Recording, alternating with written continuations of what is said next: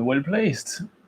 Here you go. Almost just ready. Hey guys, welcome to another live session from NZ Pocket Guide. You may notice that Laura's not just right here just yet, but she's coming really soon. In the meantime, here we have a little companion for me right now. She's just getting herself a nice warm drink because, well, she caught a little bit of a cold. Anyway, welcome to one of our live sessions. Today is the 11th of July here in New Zealand, and it is International Take Your Teddy Bear for a Picnic Day. And I'm not making that up. I actually did find that. Yes, Laura, that is true. And it's also Don't Sleep on a Bee Day as well. But most importantly, it is Plastic-Free July. So let's try not to use any plastic today. Ooh, Laura is here, so this guy is going to come here. Here you go. Hi, all right. guys. All right. So today we're going to be answering all your questions about traveling in New Zealand because we kind of are the experts of traveling in New Zealand. But Laura, why are we the experts? Well, if he hasn't told you already, this is Robin and I'm Laura, and we're the team behind NZPocketGuide.com, which is New Zealand's largest travel guide because it literally has thousands and thousands and thousands of articles to help you plan the perfect trip to New Zealand.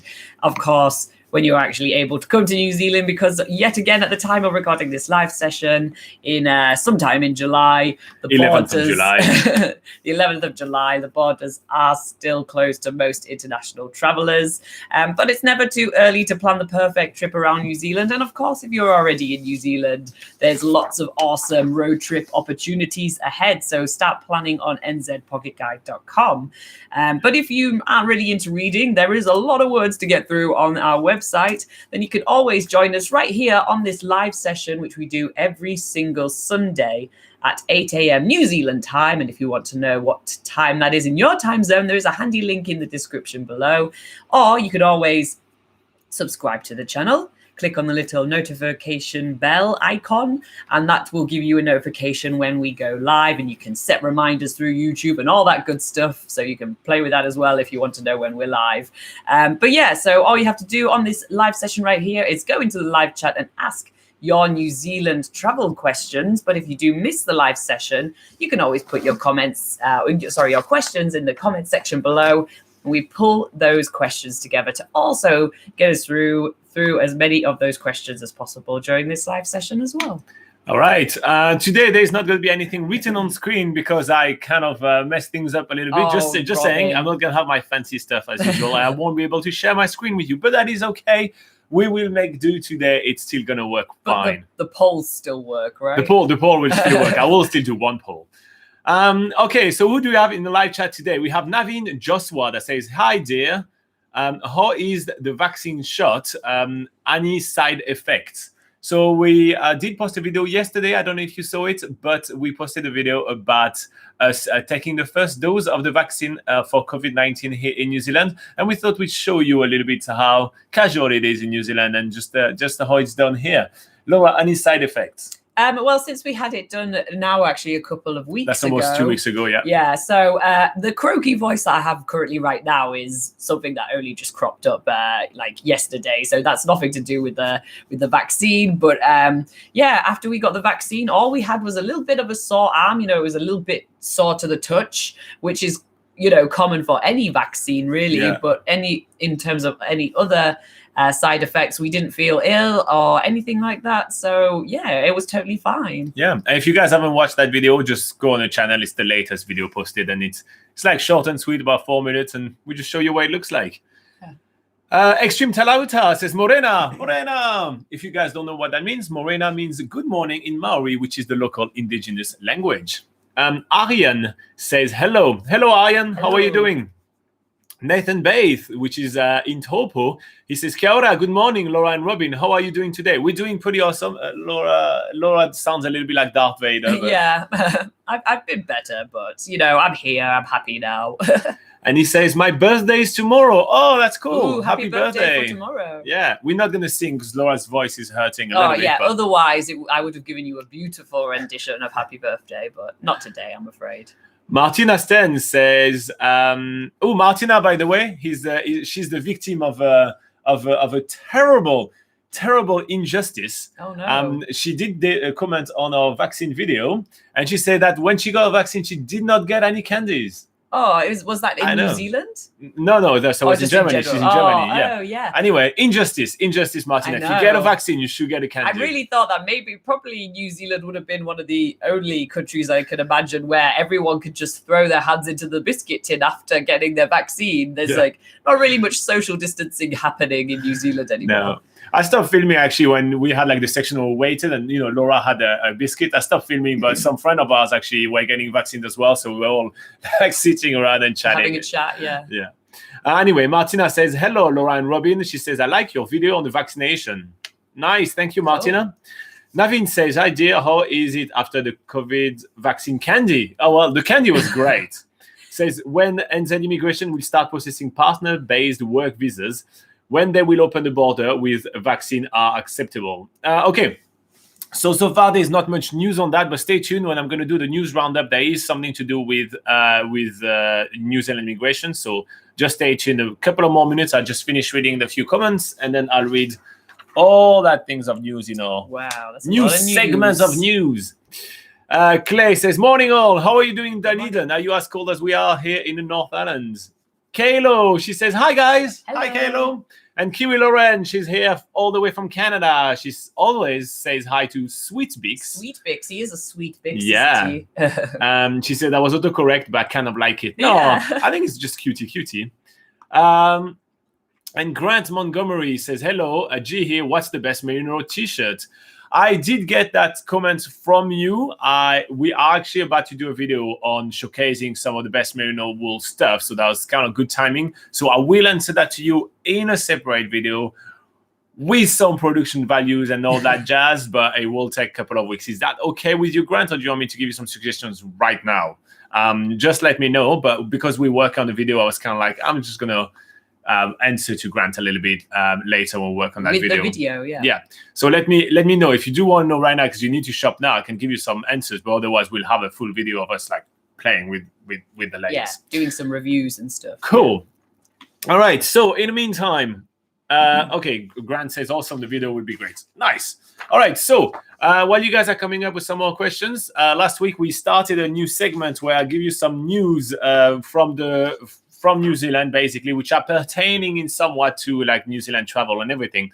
And that comes from Robert Laliberte, which kind of always asks us to comment on news and everything. So that's thanks to him. Anyway, 3 pieces of news today. Let's get started.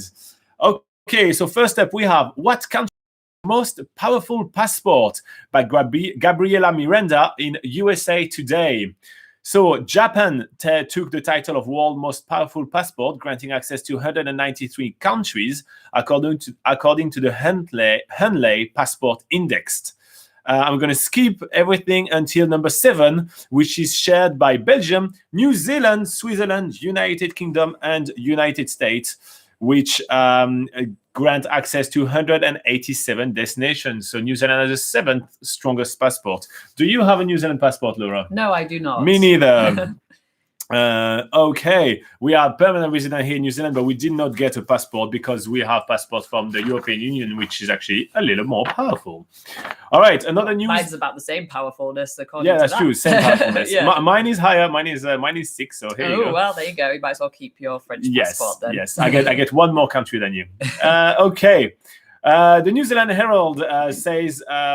And that's a news pertaining to immigration, says COVID-19 coronavirus, thousands of visas application canned as Immigration New Zealand face regulatory roadblocks. Classic clickbait title by New Zealand Herald right here. All right, so I'm going to read that quickly. It says thousands of visas application have been in limbo for the last 12 months, have been canned as Immigration New Zealand is unable to process them due to legal reasons. The agency's Borders and Visa Operations General Manager Nicola Hogg said they had been unable to process around 50,000 applications from people overseas as they couldn't grant visa to someone who was unlikely to meet New Zealand's entry requirements, including under COVID-19 border restrictions. New Zealand border restrictions meant only citizens, residents, people granted an exception, or those traveling from a quarantine-free travel zone could enter the country. Hogg said most applications were for visitors, students, and work visas, and people impacted will be refunded their application fee and levy. Immigration New Zealand, INZ, is about to begin the process of lapsing or returning most of these applications and refunding the application fees and levies, if any. Refunding these applicants is a fair and pragmatic thing to do, particularly given the uncertainty that remains about when the border restriction may ease or lift. As you can see, we just don't know when the border restriction will stop. There was around 14 million New Zealand dollars in refunds to be processed, made up around 11 million in application fees and 3 million in levies. Most offshore applicants paid between $246 and $495 in fees and levies, depending on the type of visas.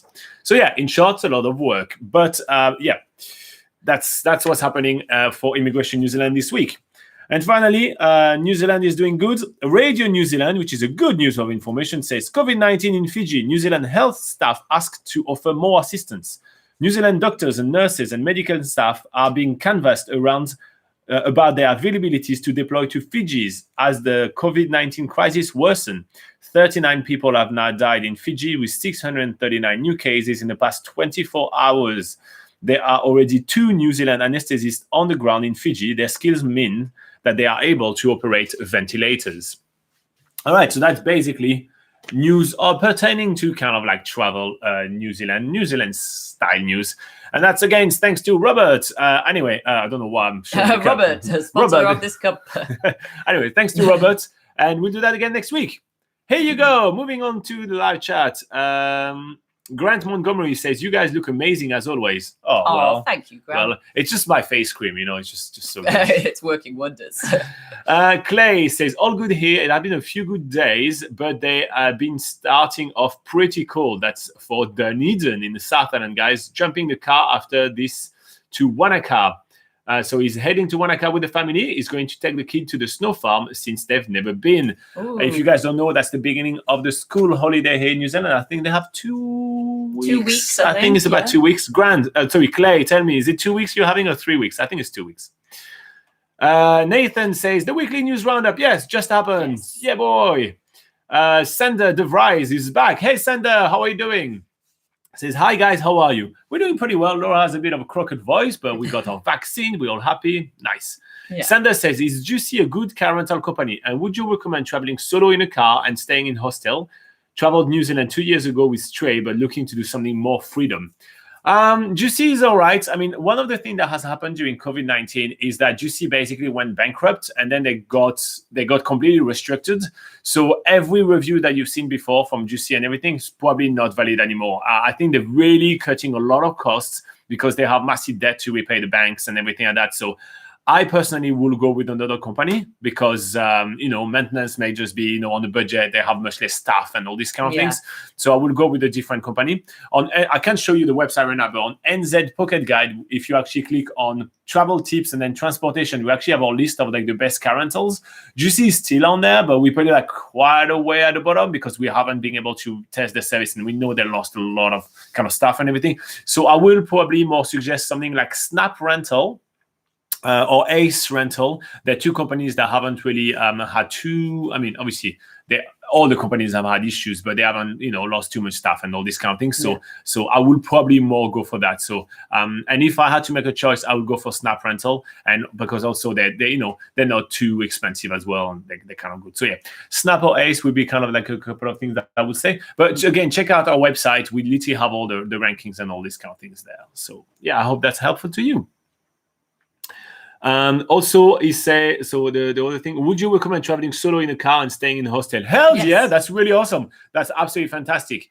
And when you stay in a hostel, take some time in the kitchen and cook some meals and then tell people, hey, tomorrow I'm going to so-and-so waterfall or so-and-so this. And you'll find a lot of mates that are going to jump on the car, in the car with you and they're pitching for petrol and all that. Yeah. So it's, absolutely. I would absolutely recommend doing that. It's awesome. Considering that you've already traveled with Stray and you've already had that experience, I think this is a really good, alternative experience that even if you're traveling solo, if you're staying in hostels, you're bound to meet lots of cool people through the hostels as well. So, yeah.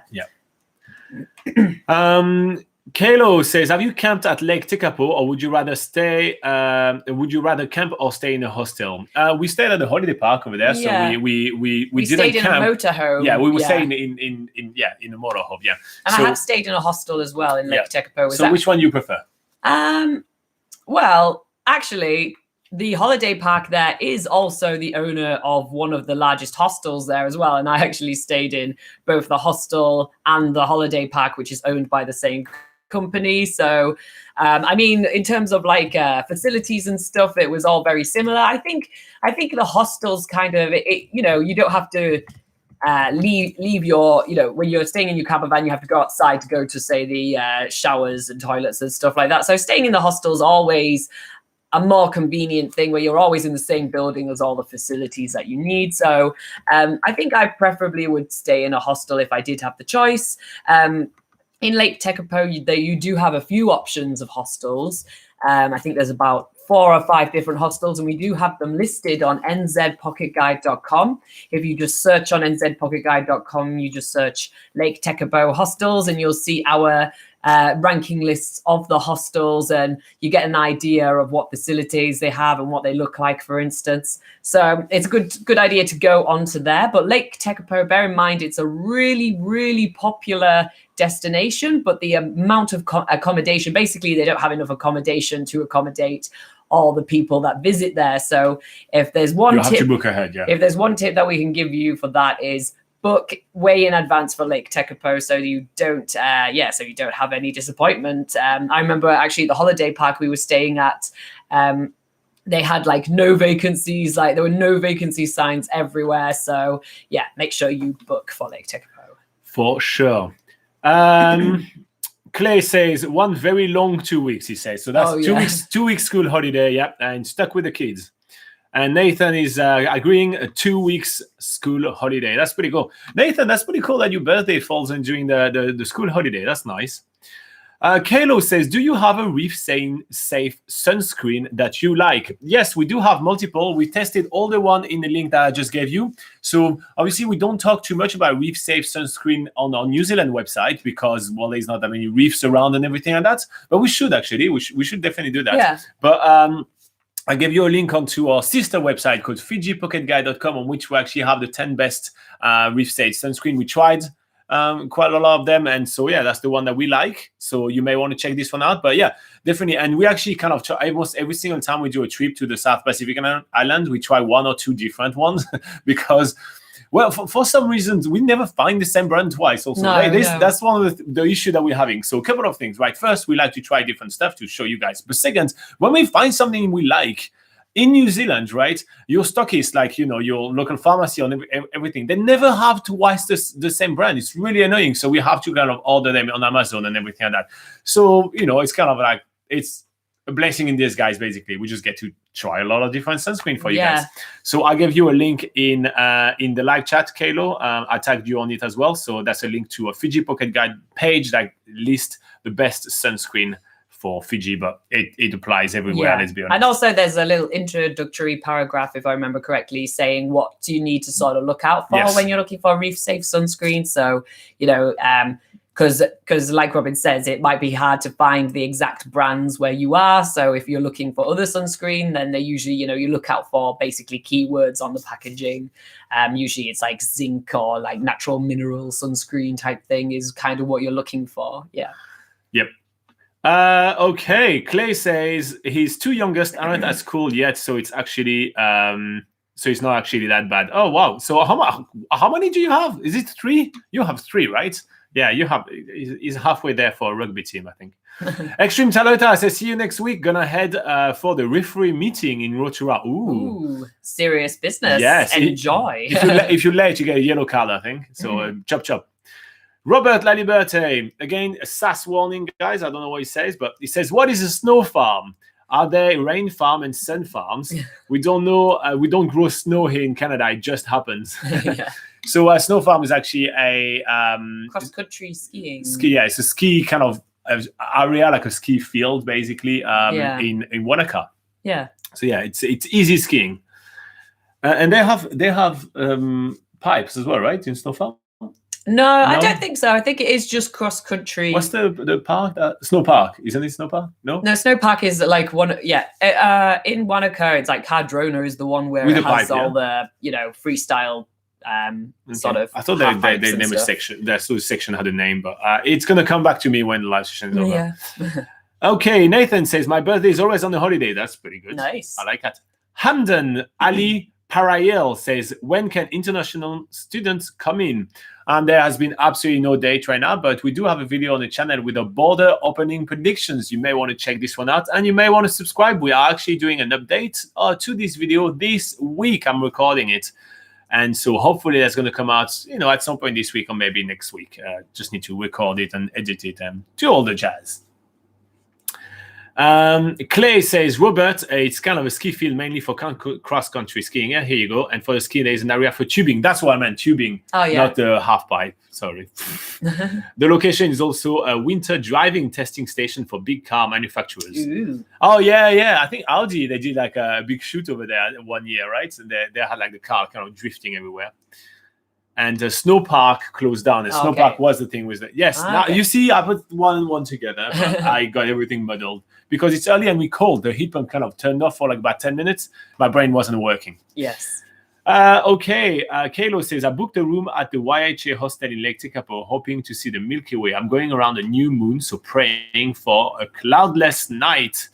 Yeah, that's always a trick when you go for stargazing. When you do have like an activity that you really, really, really want to do like that, it's always a good bet to take a couple of nights. Yeah. Just in case. And if it's really cloudy at the beginning of the evening, put your alarm clock, 4 hours later, and then check out this. It's going to make for a terrible night. But the weather changes so often in New Zealand that, if you kind of wait 2 to 4 hours, you may have a different sky and everything. So a lot of people kind of give up. But if you wake up later, you'll be good. So don't, try to give yourself multiple chances and wake up every 2 to 4 hours for an entire night, and you may get something nice. And you may hate me for that tip if that happens to you at some point. But that's okay. And Clay says snowpark closed down, the one with the pipes and jumps nights all in Cardrona. Yes. So here there was one called Snowpark which has the pipes and the jumps, but I meant the tubing anyway. It's all fine. Yeah, it's all fine. Do we have some extra questions? Most likely. Those one here that was from last week, so no, this one is gone. I think we had this one, and also I can't read what you say, so I'm going to read the questions. You good with that? Yeah. Okay, cool. So while you guys are warming up some more questions. I'll do it because you're going to be answering it mostly. Am I? Yes. I didn't read it. Okay, all right. Good. So we have a question from Oibaf. Do we know Oibaf? His name is Fabio. Fabio. Yeah, we know him. Yes. He comes all the time. He actually congratulated us for taking our vaccines on the last video. Look at that. I remember all of your comment, guys. So he says, hi, Laura. Hi, Robin. It is quite hard to learn Te Reo Maori in my home country. Do you know where you could learn Te Reo Maori online? Maybe a question for the live stream. It is a question for the live stream. Yeah. Okay, so learning Te Reo Maori is first, it's really hard. Just want to point it out. We did try multiple times, and it's very, very hard to master the pronunciations and everything like that. So one, in New Zealand, there are a lot of other classes and evening classes and everything like that. So if you're planning to immigrate into New Zealand, learning it or actually putting some effort into learning it is not going to be too hard because there is plenty of options. Now, when it comes to being overseas, it's a bit harder to kind of learn Te Reo Maori. There is a lot of resources online in order to be able to read about the language and everything like that. But I personally feel that one of the best way to kind of learn languages is through video, because you get some people that speak it to you and, you do this. You hear the pronunciation. Exactly, yeah. So there are a few online courses that you can find out about. Literally, you just search online courses and there's a ton of them. I haven't tried any of them, so I won't be able to kind of give you a kind of a rundown on like which one is the best, which one is not the best. But it's always a good thing if the course has mostly video components. Now, if you just want to dabble a little bit into the Maori language and just check out what it sounds like and just learn a few words like hello and everything, there are plenty of YouTube channels which are really good. There is one called Anande, Anade, and it's basically, or you can type Te Reo Maori for beginners, and you'll be able to find his channel online, and it's pretty good. I was planning on showing it to you guys, but again, the wrong technical difficulties right now. But yeah, so that's quite good. Any other tips that you would have for people? Just a quick sort of shameless self-promotion, really. But we do have an article on nzpocketguide.com, which is a really quick, basic article for learning about how you pronounce certain vowels in the Maori language. So we have that on nzpocketguide.com. If you just type in the search Te Reo Maori, and we do have a quick beginner's article, which will give you an idea of how to pronounce things, which is especially important or really handy to know when you're traveling around New Zealand, how to pronounce the names of places that you're traveling to. Because when you're like absolutely new to the language, you can really butcher the names of places, and we do that a lot. And still admittedly, we do we don't always pronounce things as perfectly as we absolutely not. Yeah. We try to, but we do come from another country as well. Yeah. So it gives you an idea of how to pronounce the names, and so when you actually talk or saying where you're going next and stuff, people can actually understand where you are actually going next. So have a look on the website and search Te Reo Maori on nzpocketguide.com for a very quick article overview on learning the basics. It won't really help you much with the pronunciation though, but at least you see what the words look like in written form. Yes. Okay, so Kiwi Lauren says, can you tell when there is a tourist driving around you in New Zealand? I'm a good driver in Canada, but nervous about driving on an unfamiliar road and the other side of the car. Are we obvious on the roads? Not really, to be fair. I mean, it's going to be controversial, but usually it's a bit it's a bit safer sorry. Laura distracted me a little bit. Usually, Kiwis drive a little bit more recklessly. They're kind of really close behind you and everything like that. But when you see a camper van with somebody which is not from this country, they usually get like longer distances and everything. So they're less impatient, I'd say, tourists. But that's basically it. Yeah. Kalo says, we have another night in Mount Cook, so maybe another opportunity to see the Milky Way. Yeah, for sure. That's two good spots. Take up on Mount Cook. So you have two chances now. That's pretty good. Kalo says, what's your favorite month/season in New Zealand? Ooh, that is good. I think I like mostly April. The reason why I like April is because basically that's the tail end of, it's basically autumn, but it's the tail end of like the busy season. March is like you still kind of a little bit busy, but in April you get less people there, which is quite good. And also I like the fact that the weather is still kind of okay. It's obviously super changeable, but I think it's still kind of okay.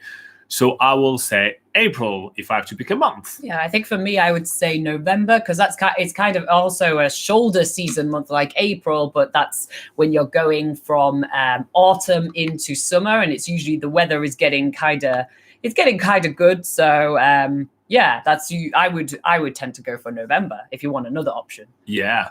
Clay says, what's your go-to for eating out in Wanaka? Okay, we're going to go with the questions one by one, okay? Go-to for eating out in Wanaka. Okay, I'll take that.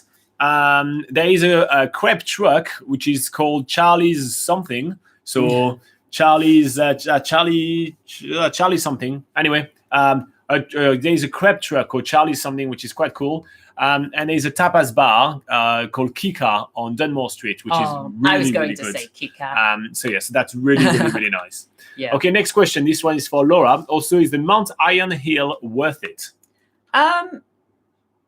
Is that for Clay as well? Yeah, Sorry? in Wanaka, yeah. Yeah. I think that's probably one of the better sort of, to get a good high viewpoint, that's a better one to do with kids. Yeah. So, I think if you want to go and get some views of Lake Wanaka and, you don't want to do the whole day trek, which is Roy's Peak or Mount Isthmus, which is nearby as well, then, definitely the Mount Iron is a good one to do. And then after that, you could go to Puzzling World because it's just across the road. Here you go. So you can keep the kids happy after, you made them trek up a hill. He says, I want to do Roy's Peak, but that will have to be a solo mission for another time. Yeah. Indeed. You'll have to travel with your sister again, like you did the Tongariro Crossing with. Was it your sister? Yeah, I think it was. Or your sister-in-law, perhaps. Kalo says, how often do you guys make it down to the South End, and is the ferry fun? Yeah, the ferry is pretty fun, actually, but, like once you've done it twice, and you're kind of like, okay, well, I've seen it now. But we do have some videos of us taking the ferry, and we actually got access to go on the bridge where the captain is and everything. So if you're interested, type ferry and then NZ Pocket Guide and check that out. It's quite cool. How often do we make it to the South End? Probably once a year. Yeah, we used to actually, if you saw New Zealand's biggest gap year, we did spend half a year in the South Island traveling around.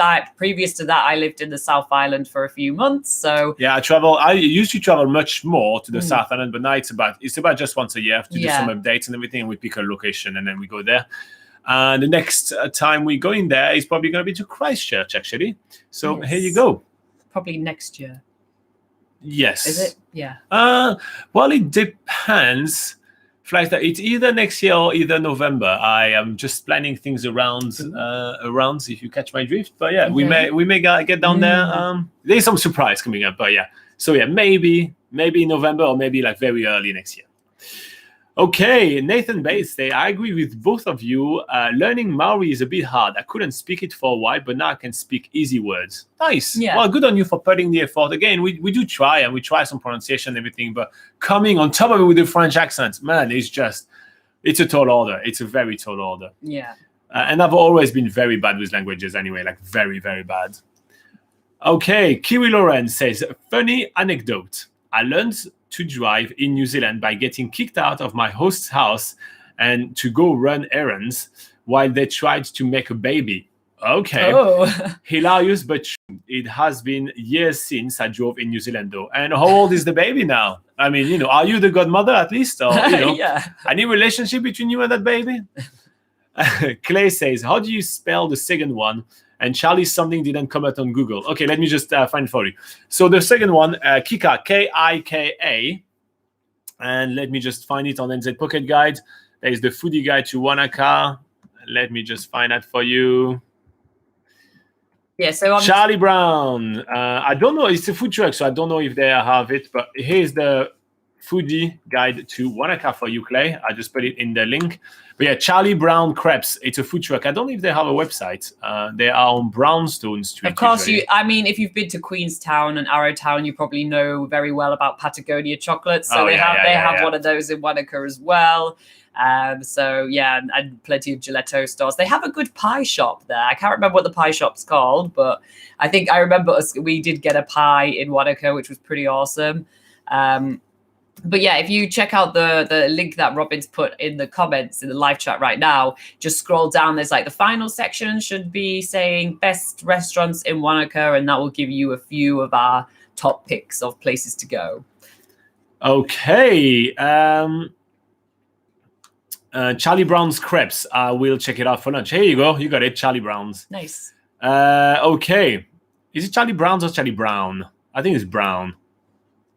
Well, either way, you'll probably find the same place. Luciana, there is a Patagonia. Put the volume up. Luciana, there is a Patagonia in Wanaka. Anyway, here you go. Cool. Adil Mula says, Kia ora, Robin and Laura. I have two questions. Is Game Over in Queenstown wheelchair accessible? And do you know whether they offer adaptive go-karting? Is it wheelchair accessible? Yes. You it was quite flat and everything. So you can go all the way up to the track and you'll be able to be a spectator for sure. Do they have accessible go-kart? I do not know. However, they have multiple locations and everything else. They're pretty large, so they may be able to sort something out. What I will do if I were you, I will actually send them an email and ask them. That's what I would know. But being able to get in there, I'm fairly certain you can, yes. Rack81710 says, hey guys, I visited New Zealand a couple of years back. Compared to the North Island, South Island is less populated, even though the South Island is more scenic. I agree with that. The sceneries on the South Island are really breathtaking. Kiwi Lauren is talking about the babies. She said the babies are now 13 and 11. Oh, wow. Wow. Not babies anymore. You went to run errands for a while since they had the time to do two of them, 2 years apart. She said, I seem to be one of the good luck charm. My friend get pregnant every time I leave New Zealand. All in good fun. They lent me their car often. Oh, well, that's good. At least you got to borrow a car. Yes. For yes. And they're repopulating New Zealand. Yeah. Laura, a question for you by Kalo. She said, are there a lot of sheep in the South Island? There are quite a lot of sheep in the South Island. However, you'll see that New Zealand used to have quite a reputation for having, 8 sheep to every one person in the country. There used to be a statistic like that. But actually, New Zealand is more about the dairy farming now. So you are actually more likely to see, cows and stuff as you're traveling along You'll see a lot of cows in fields. But yeah, you still do see quite a lot of sheep in New Zealand. That's not to say that there are no sheep. In the South Island, we have had a couple of times where we've been driving on some sort of, backcountry gravel road, and we've come across like farmers bringing their sheep along, like the herds of sheep sort of the New Zealand traffic jam. The classic New Zealand traffic jam where sheep take up the entire road and you have to wait for the farmers to put them into the correct paddock and all that. So that still definitely happens. That's still definitely a thing in New Zealand. That if you do travel around enough, you are bound to experience 2 or 3 times.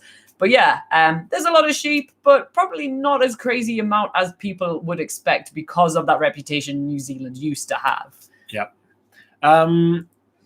By the way, if you find this video useful, make sure to hit like. YouTube tell me I didn't tell you guys at all. Okay, Robert Laliberte says, you mentioned that Maori is the official language. As you are aware, Canada has 2 official languages. Labels and such are in English and French. Is it the same in New Zealand? A lot of the time, not all the time, I'd say, but a lot of the time are in both languages. And we feel like there's been quite a lot of like a strong push in the last, let's say, five or so years to really have most of the site in both languages. If you watched our video that we published yesterday when we went to get the COVID-19 vaccine, you will see that pretty much all the signs were in both English and Maori at the same time. So yeah, it's coming around with that. But it's not to the extent where, for example, you have menus and they have them in like English and Maori, but it's more like the big sort of like the signs for the toilets or the signs to I don't know what else, but other large signs in large public areas are always in either English or Maori. And I don't know if you know that, but there's a third language, a third official language in New Zealand, which is it's New Zealand Sign Language, and it's actually registered as an official language here in New Zealand, which is quite interesting. And obviously, sign language is not part of all the infrastructures. No. So I think that I don't think in New Zealand we're ever gonna have like all the menus and everything in both languages, but I feel like most of anything that points out, like, if you want to go to the hospital or anything like that, there is always everything in multiple language. If you go to a hospital, actually, you will see like a lot of the names, the rooms and everything are in both languages and everything. At the airport, you will find like all the information sign in both languages and all these kind of things as well. In all the libraries, all the kind of the community center, basically pretty much all the government buildings as well, you will have pretty much everything in both languages, which is quite interesting. Okay, we have Rack81710 says, how good is Dunedin and Oamaru? We missed it last time. Well, it's pretty good. Well, Clay is going to watch you. Laura, what is your opinion on Dunedin and Oamaru? I actually think they're really awesome places to visit.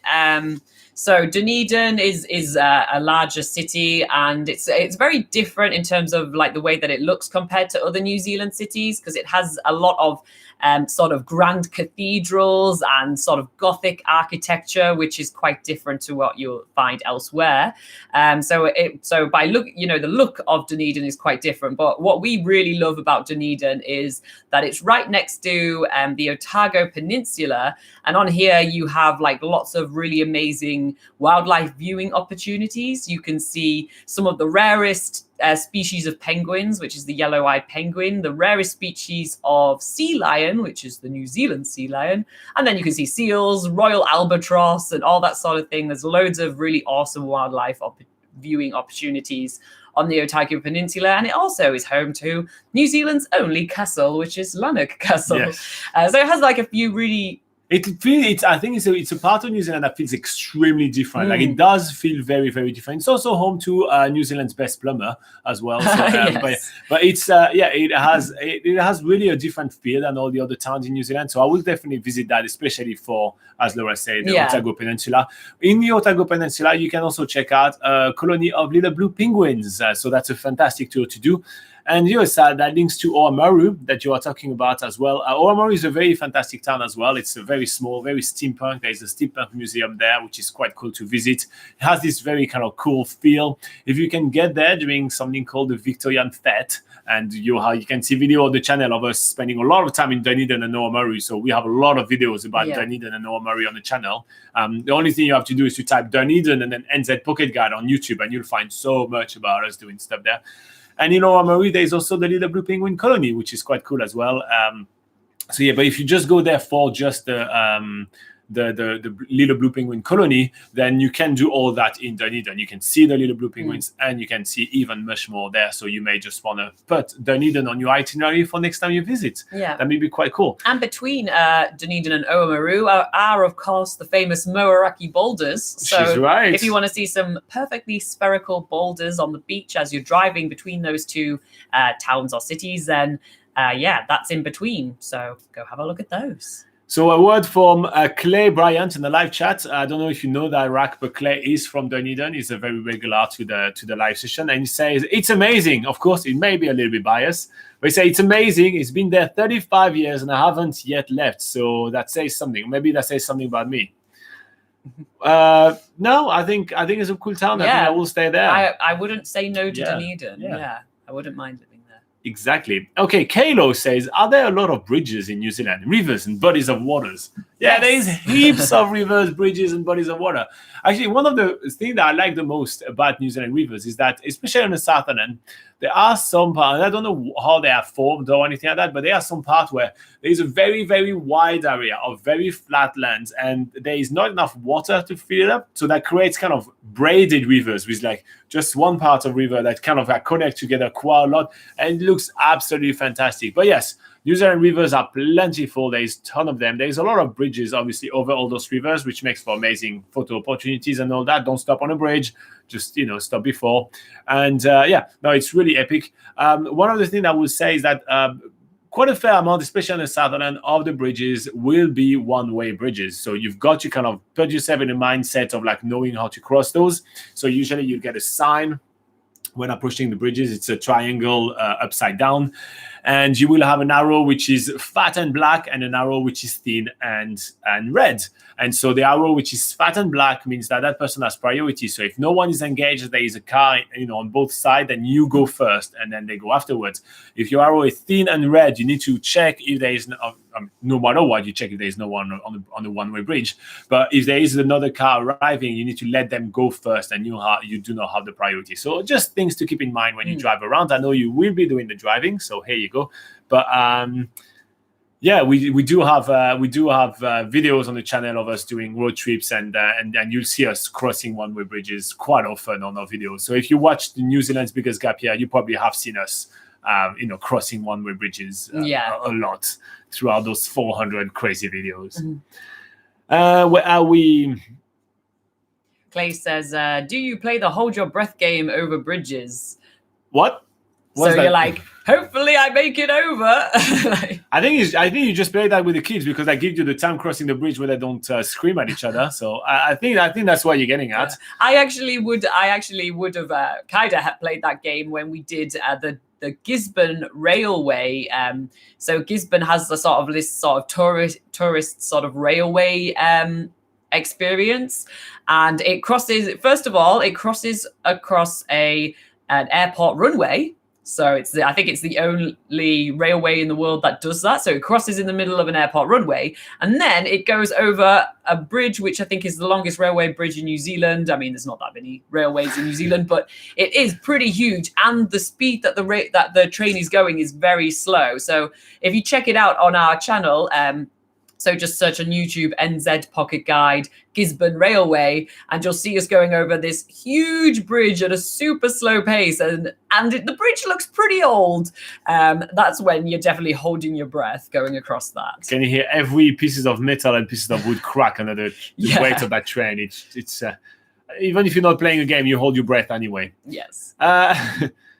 Rack says, thank you so much, guys. I would definitely watch your video about Dunedin and Oamaru. Nice one. Oh, yeah, check them out and you'll see if it floats your boat, but I'm pretty sure it is. Kalo says, can you do a video on crossing the one-way bridges? So you want the roundabouts, the one-way bridges, and everything. I have a Kalo list now that you're doing for me. Is there a one-way bridge nearby? I don't think so. They always. I remember they're more on the south end, aren't they? There was one I remember on the way to Reparoa, where that's near true, Rotorua there was one. Yeah. I remember like, we haven't seen one of those in a while. But That's true.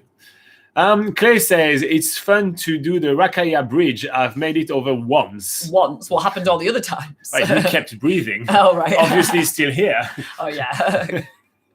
I just imagined like something awful has happened and you crashed into the water or something. There is something special in the water in Dunedin, I'm pretty sure. Okay, Rak says, I love Te Anau. Any other places you people suggest places like Te Anau? Anything that's similar to Te Anau? Glenorchy, maybe? Yeah, I mean, if you're looking for a nice sort of small lakeside town with lots of walks nearby, yeah, Glenorchy would be. That's a tiny village. That's tinier than Te Anau. But,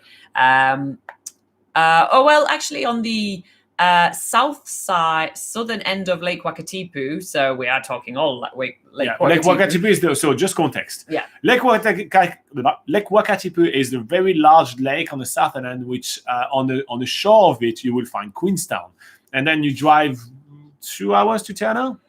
Yes. Yeah, and then you can drive 2 hours and you can go to Te Anau, and then usually Te Anau is kind of like your gateway to get into the Milford Sound and the Fiordland National Park. That's what I was looking for. So Te Anau is known to be like a very small town, which is literally just a jump start to go to the Fiordland National Park. But there is a beautiful lake around as well, because one of the things you can be doing, you can Te Anau that will cross, and then you have to take a bus, and then you go to Duffield Sound. So it's kind of like a short town, like a short lakeshore town, which is very small. But there is a lot of walks as well to explore and everything. So I think Glenorchy, although you don't have the big lake nearby, you do have a lot of walks around. It feels like the Field National Park as well. It has its whole feel, so I think it's a really good option as well. Laura, you were looking for something? I was looking for the little town that's on the southern end of Lake Wakatipu. I'll just zoom in because I was going to say or something. No. Oh no, that's near Wanaka. It's like Alexandra, but not. One of our friends lives there. Kingston. Oh yes. Yeah. So for instance, there's like lots of small towns that are on the lakeside that are also close to lots of like long hiking trails. So yeah, Kingston, which is on the south end, that's a really, really small town as well. So you might get something similar there. But yeah, the thing with Te Anau is that it's a small town, but it's also it's a tourist pit stop, so it has a lot of services as well. So it's actually quite hard to find lots of towns with that balance of being like a small town by the lake, but it has a full supermarket, gas stations, and it has like actual like a lot of services and cafes and things. Yeah. So yeah, Te Anau's pretty special. If I have to pick another place, something kind of on the side of some epic kind of Fiordland style national park, I will say Hast.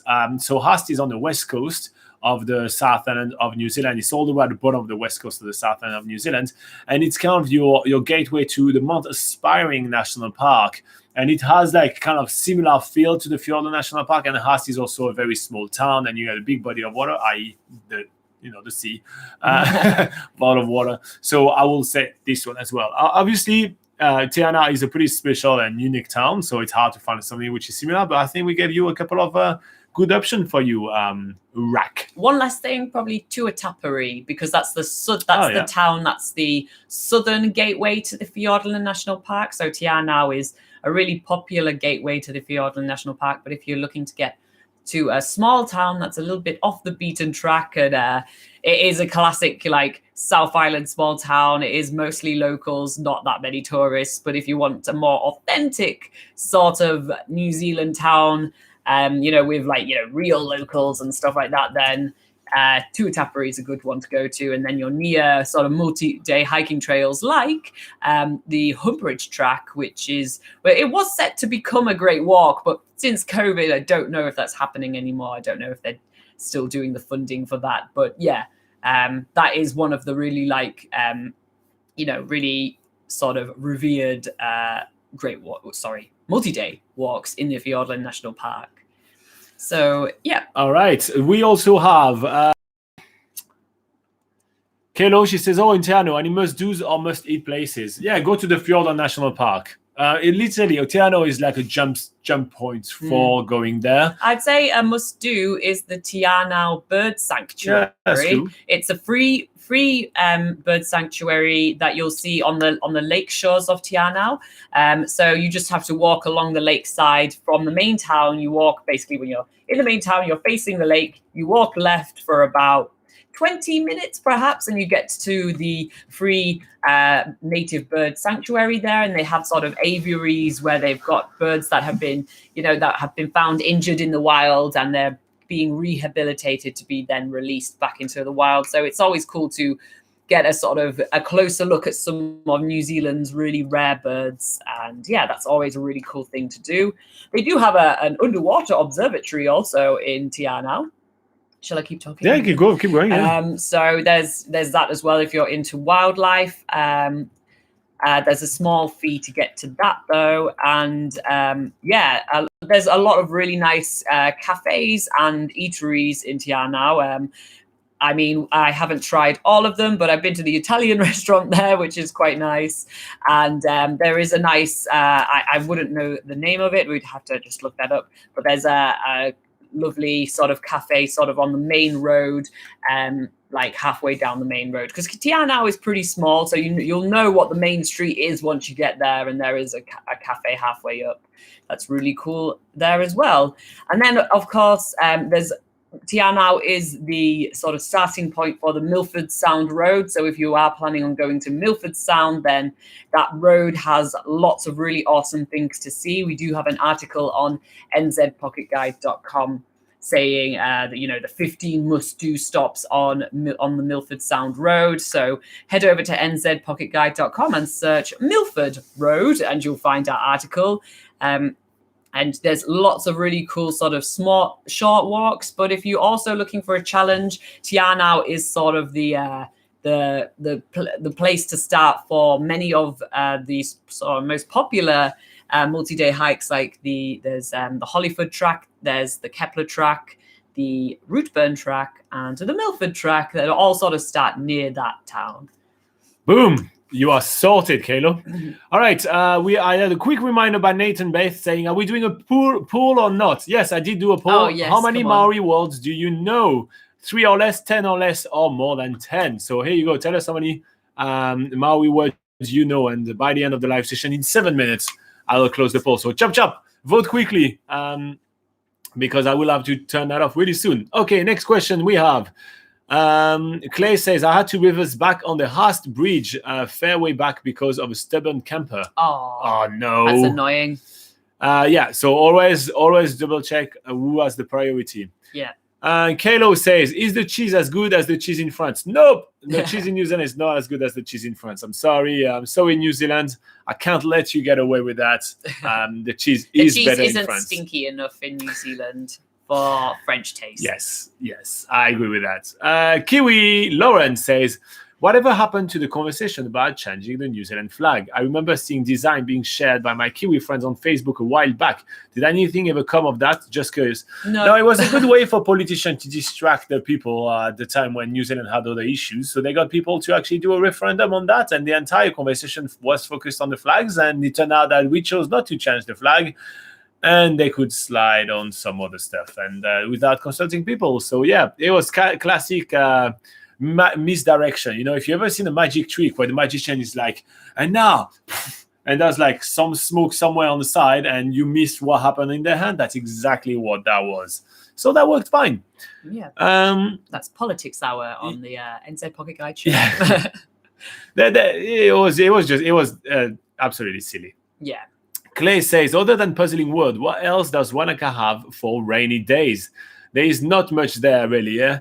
No, there is not much. There are some wineries to visit, but I don't know if the kids are really going to enjoy that. Yeah, there's a brewery to visit, but then again, maybe not good for kids. There's a really quirky, cool little cinema there. So that if there is a movie showing, you could go there. Paradiso Cinema, that one's Paradiso, called. Yeah. And they do good food there. So yeah, that's what I would say. But yeah, Wanaka is definitely not designed for a rainy day, despite being in the Southland. So yeah, I don't even know if they have a museum or something. They don't even have that. Yeah, no, it's very, very empty when it comes down to rainy day. Rack say, thank you so much, guys. Thank you for the detailed explanation. Eagerly waiting to go to New Zealand when the tourist visa opens. Yeah, that'd be fun to have you coming to travel New Zealand. We want everybody to come. Mark Lockwood says, hi from the UK. What time go dark in your winter? Still light in Derbyshire now at 5:50 p.m. My God. 9:50 p.m. Yeah. At the moment, it starts getting dark at like 5 here. Like it gets dark really early. Yeah, it does. And it doesn't get light till maybe it was starting to get light just as we were starting this live session. So that's just almost at 8 a.m. So yeah, right now it is getting dark pretty early because we are pretty much coming into the middle of winter. All right, guys, only 5 minutes left. Make sure to vote on our poll right now. How many Maori words do you know? It would be really interesting for us to know if that has been part of your research when wanting to come to travel to New Zealand.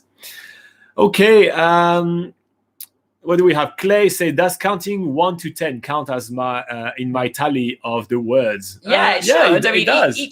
Each number is a word. Yeah, so, it is. Kalo says, what's your favorite bread in New Zealand? Laura's. For mine. But what's your favorite bread in New Zealand? I don't know if I have a favorite bread in New Zealand. I mean, there's some bakeries that are kind of like, I guess that there's some French bakeries, there's some international bakeries that are quite nice. But in terms of bread, there's not really a speciality of bread, except for there is a Maori bread called, I think it's Rawina. Rawina bread, which we still haven't tried. But yeah, but we did tried fried bread. Fried bread, pretty fried good. bread is a popular like sort of Maori dessert. So we tried that. That's nice. That I'd have to say that's my favorite because otherwise, to be honest, when we have bought bread in the past at supermarkets, like just so you know, we make our own bread. But when we have bought bread in the past, it's usually like the cheap sliced bread from the supermarket, or they do like baguettes, but they're always soft. So I know that a lot of European people prefer sort of like hard crispy bread, got to have a good amount of crunch in the crust sort of thing. That's not really what the bread's like in New Zealand. New Zealanders prefer soft bread that's nice and easy to munch, and which is very similar to in the UK as well. So that's the sort of bread you'll get in New Zealand supermarkets. So yeah, but I guess there's not really much of a favorite out of all that, other than I guess the Maori bread, like fried bread and that sort of thing, because that's just naughty. Fried bread's good. You put some cream on it and some jam. That's like bread dough that has been like fried. So I mean, that's always gonna taste good, but not very good to have on an everyday basis. Clay, which does live in New Zealand, he says he liked the Molenberg, which I think is something you can find on supermarkets at the moment. Kayla also asks, in March, how early does the sun rises and fall? It's summer, so I'd say quite late. I'm unsure, right? But I'd say probably rises around like 5:30 and probably goes down around like 9:30. I would say something like that. Yeah. I'm honestly unsure. March is just before summer, so it might not be that long of a day, but after summer, sorry. Yeah. So it might not be like that, or it's not the longest days in New Zealand, but it would still be pretty early. I would say those one, but obviously I'm unsure. But there's plenty of website you can find that on. So that's what I would say. Nathan says, I think that's the best way to saying the Maori bread. Well, you look at that. I know it as well. I know this word as well. Kalo says, do you have a sourdough starter? I love making sourdough. I don't know how to pronounce that. I love making bread in my Dutch oven. You can get that sort of thing. There are some sort of specialized supermarkets in New Zealand, only in the larger towns. For instance, there's places like Binin, which is those what are they called, like bulk food stores. So they tend to do more specialized flours and like sourdough starter, for instance, you'll find quite easily in those sort of places like bulk food stores or specialized food stores, but they'll be harder to find in the mainstream supermarkets, which are like New World, Countdown, and Pack and Save. So yeah, we've had to revert recently to going to bin in to make more, like, if we want to go a bit more specialized in our bread making. But now we seem to be talking more about bread making and baking rather than traveling in New Zealand. Although I do love baking, I don't want to bore everyone else by talking about that for too long.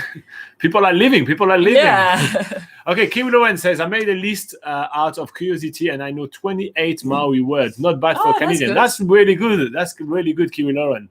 Clay says, bread maker was the best thing I've ever bought for the kitchen. Homemade trumps all the store-bought. Yeah, that's for sure. Absolutely. Yeah, we don't have a bread maker. I mean, we have a Laura, but we don't have a bread maker. I was actually surprised to find when I first started traveling in New Zealand, there was a lot of other people that were just backpacking in New Zealand. In hostels, making their own bread. That's how far people go, like how much effort people are willing to take to make nice bread compared to the budget value breads that you get, the $1 soft bread that you get from the supermarket. Nathan said, I think that's correct. He's talking about the sunrise and fall in March. He says when the sun rises at 5:30 and sets around 8:30 or 9. So, hey, here you go. I wasn't too far off. Yeah.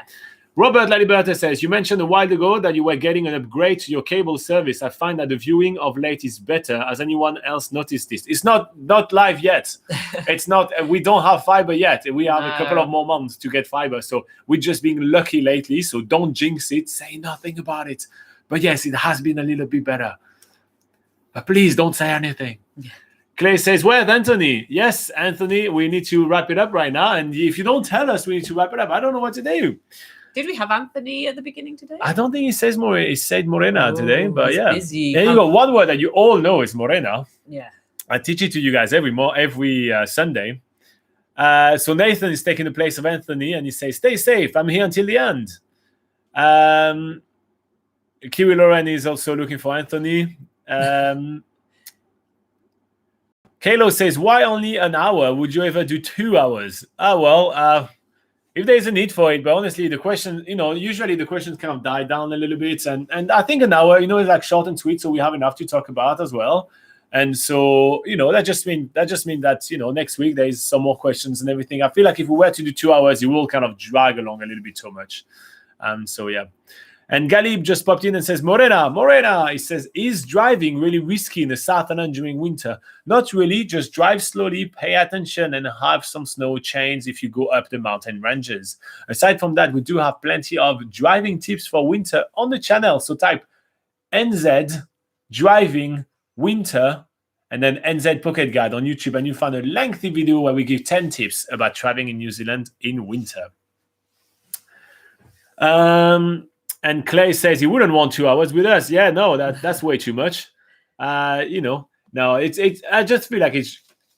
Sometimes sometimes you say I want more. Look with movies, a lot of time people want more and they want sequel and sequel and sequel. They're not good. So we wouldn't want to be a terrible sequel. So here you go. Why has she done that? Okay, here you go. Now I want to wrap up the poll. Okay, I did a poll with you guys, and I said, how many Maori words do you know? 15 of you did answer, and here's what we got. 66% of you said you know only 3 or less. So that would be kia ora, which is kind of welcome or hello, and morena, which is good morning, because that's the one I say all the time, right? So that's the 2 that you guys know. And you probably know kai, which is food. Here you go.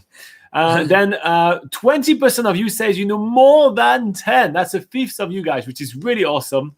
And 13% of you know 10 or less. That's pretty cool. All right. Nice. Thank you very much for joining in today, guys. I'm so happy that we got the time to talk a lot about traveling in New Zealand. We dabbled a little bit into baking at the end, but we did talk a lot about traveling in New Zealand. Another thanks to Robert for gathering a bunch of travel-related news for us to talk about during the news segment of that live session. That was really awesome. And thanks to all of you guys for joining us every single week. We'll be back next week at exactly the same time, at 8 a.m. New Zealand time. In the meantime, we've got plenty of videos coming up in the channel. So if you're not subscribed yet, do it. Here you go, YouTube. I said subscribe. Are you happy, YouTube? Are you? Bye-bye, guys. See you next week. See you next week. Weekbeck says bye.